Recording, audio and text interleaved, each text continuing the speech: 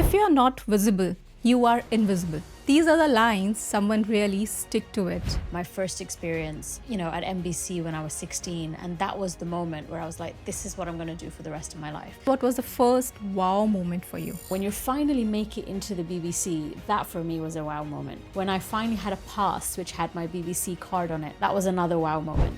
Because actually everything I planned on that day went wrong. Why do you think video has great impact in the businesses these days? I've been in this industry for over 25 years, and I know that it definitely wasn't our era a decade ago. That I'm a very confident person, but actually I'm also a very self-conscious one. Suppose if a CEO will tell you that I am a camera shy, how you are going to help that person? Is to ask myself, what's the worst that can happen?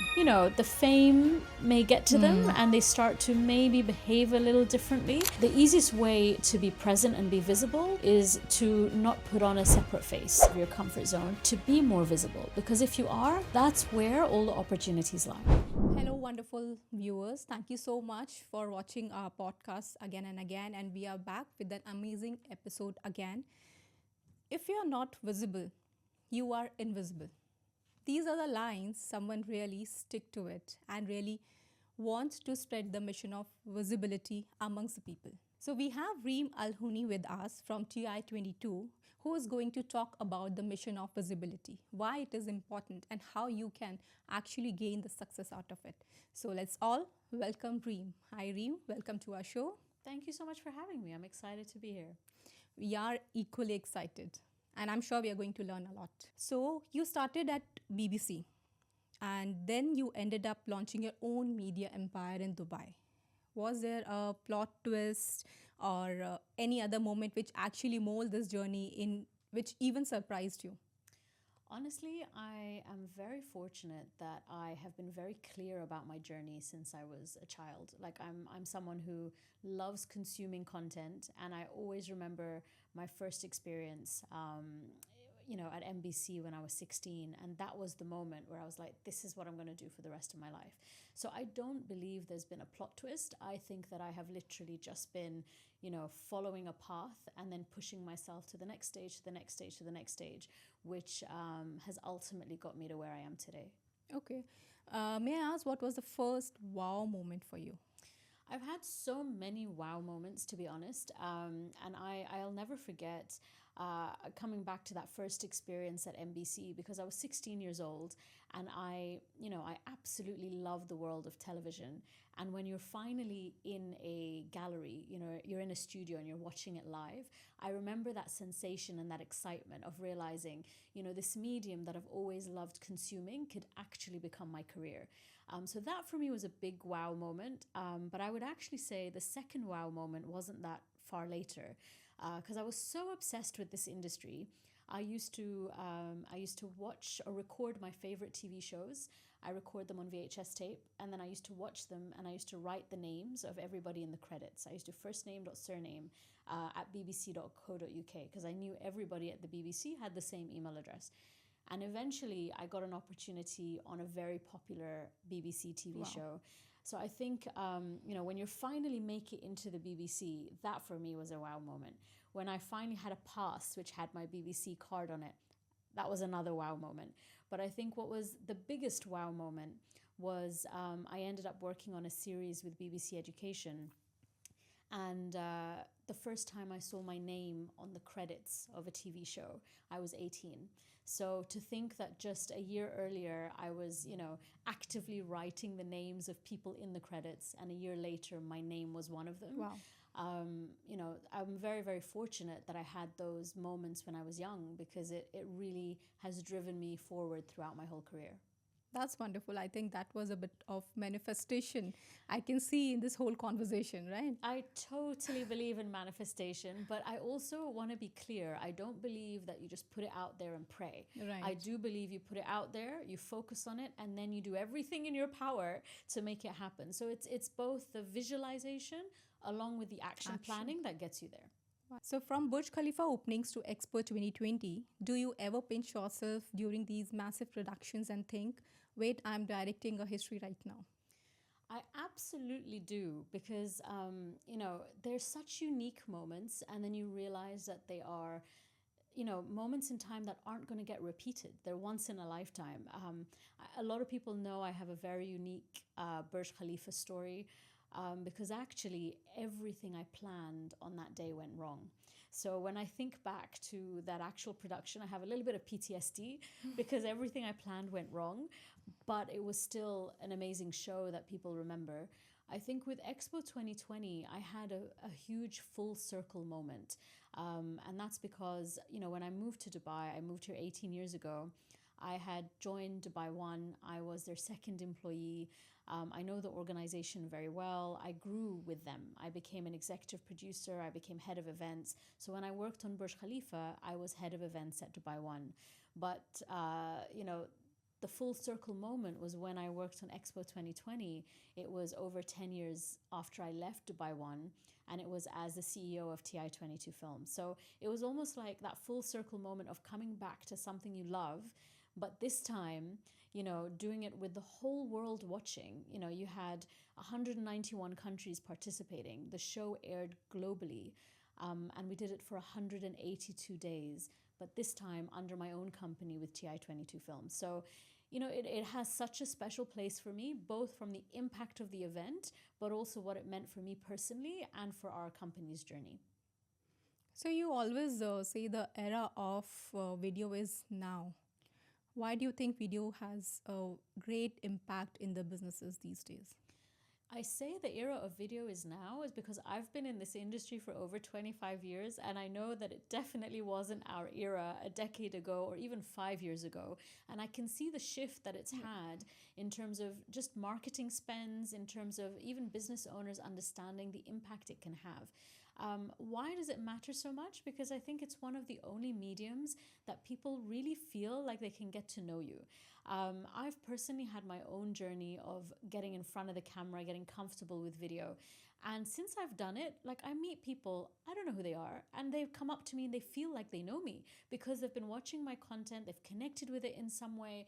So no other medium can build trust in the same way that video can.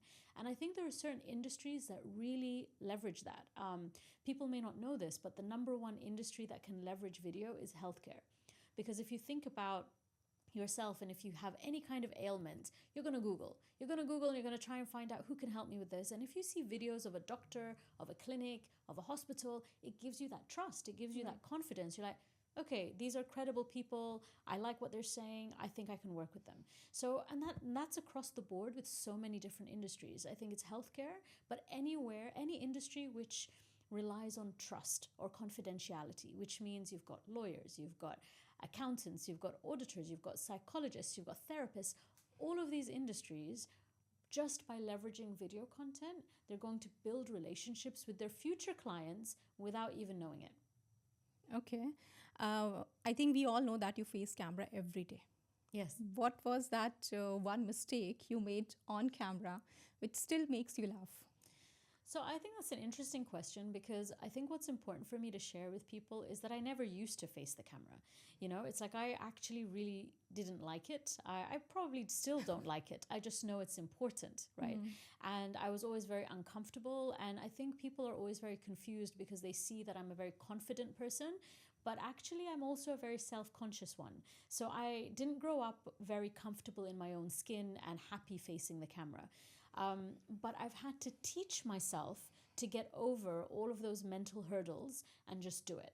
So your question about what is that one moment, I don't think there's one moment. I think there's so many moments. There's so many moments where didn't like this, don't know how I could have said it better, but I've got to a point, fortunately, where I don't care. I've got to a point where I accept that I'm going to make mistakes. There are going to be days I don't look good. There are going to be days I don't sound good. But it's not about that. As long as I'm adding value, you need to just keep doing it. So I don't think there's one. I think there are way too many. But the key to this is to keep going regardless. I know you provide training and you are an ardent believer of visibility. Yeah. On camera, off camera, networking and everything. But suppose if a CEO will tell you that I am a camera shy, how you are going to help that person? So many people tell me this. And so, the key is to realize it's very common. You're not alone. But I often tell people, it's about the content, it's about adding value. So you need to get to a place where you realize everything you have to share, someone can learn from you. And if you just focus on the knowledge you have, embracing your own knowledge, it gives you that confidence. It gives you that confidence to slowly start facing the camera because you know your stuff. Right. If you really are nervous, I would often suggest that people just immerse themselves fully. And when I say immerse themselves, film yourself every single day. Because eventually by, day number 14, day number 16, it'll start to normalize it. So I think people who are the most afraid are the ones who stay away from it. And what you actually need to be doing is the opposite. You need to be over stimulating yourself. You need to be putting that camera in front of you as often as possible so that you get to a point where you're like, yeah, it's normal. Reem, you work with the influencers, you work with the government entities as well, stars, so many other people. So, what is that one thing which they always do wrong when they talk about videos? So, I've been very fortunate that I've grown in this industry since a young age. So, I've been exposed to personalities and celebrities for a long time. And I think when you start seeing them as people and not as celebrities or personalities, you realize they're just like you and me. Right. They're going to make all the same errors that you and I do. And I also think that you need to realize you need to treat them the same way you would treat anybody else, and they need to treat you the same way they treat anyone else. And I think that's the key error that I see. The key error that I see is, at some point in time in someone's journey, they get to a point where, the fame may get to them and they start to maybe behave a little differently.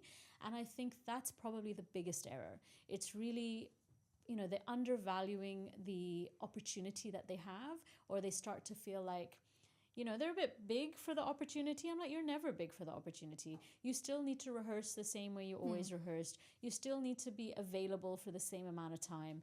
And so I think the errors that I see usually come down to people not treating it the same way they used to when they started. And I think that regardless of where you are in the hierarchy, how long you've been doing it, every single experience, you need to enter it as if it was your first. I think I have seen so many people, those who are actually leading their ways and they are at the top notch on their games as well, but still they rehearse, they practice, and they're still very humble in their approach. It's totally the humility, but it's also respecting the medium, respecting the fact that, you know what, in our universe, you arrive on time. In our universe, you arrive early. In our universe, you put your phones aside. It's all of these basics, but I think something happens along the way where you gain that level of confidence and you start to think it's okay to arrive a bit later. It's okay to not rehearse. It's okay to not look at your script. It's okay, and all of these little things add up, and that's where I think the errors lie. Okay, but how do you balance authenticity with strategy when helping leaders build their personal brand on video? So I think these are two really interesting areas to explore. Authenticity is really important because you have to be yourself. But you can have strategy as you're being yourself. You can be strategic about it. So for example, I think I'm very strategic and I try very hard to be myself. So, I look at what my next opportunity is or what I want to attract, and I will create content that will help me attract that opportunity. That is strategic because I'm aligning it with a bigger goal and with my objective, but I'm doing it in my own way. I'm not trying to be someone I'm not. I'm not trying to share information that is inaccurate, inauthentic. If I'm exhausted today, I will tell you I'm exhausted today. The easiest way to be present and be visible is to not put on a separate face, is to be yourself in that space, but do it strategically to attract what you want. Okay, so I know you just mentioned that you generally don't face the cameras, but I want to understand which was one guest on your show which actually left you starstruck and you thought that, oh my God, I'm producing for who? So I don't think I've had that one guest yet. I am waiting for the day that Tony Robbins, I'm a huge Tony Robbins fan. I attend all of his workshops. I'm, very engrossed in his content. So I'm waiting for the day that I have Tony Robbins on one of my shows or I'm producing for Tony Robbins. And I think that will be the day that I will finally be starstruck. Yeah. I think because I've been working with so many personalities for so long, I rarely get starstruck because I truly believe they're people like you and me. Like, I truly believe that. And if I'm going to have a good experience with you, it's because you're a nice person and you respect people and you're great to the crew. But sometimes you meet people who are, they have huge profiles and they're not necessarily very nice people. So, as a result, I don't have that level of being starstruck with anyone, but I have a feeling Tony Robbins will be the one that just gives me that feeling of, excitement. I'm sure that manifestation will work I there have as faith. well. I Yeah. have faith. It's happening. Right. Okay. So, what inspired you to launch Mission Visible? And what visibility superpower do you want every CEO should have? So I think what truly inspired me with Mission Visible is my own journey. So I mentioned earlier that I, spent a very long time feeling uncomfortable in front of the camera, feeling like it wasn't my place, especially because I'm in an industry where I worked behind the camera for so long, helping other people become famous or well known. So what inspired me is realizing that there are so many experienced, credible people out there who just aren't attracting opportunities because people don't know they exist. There are people who don't step into the limelight, they don't put their hand up, they don't say yes to the interview.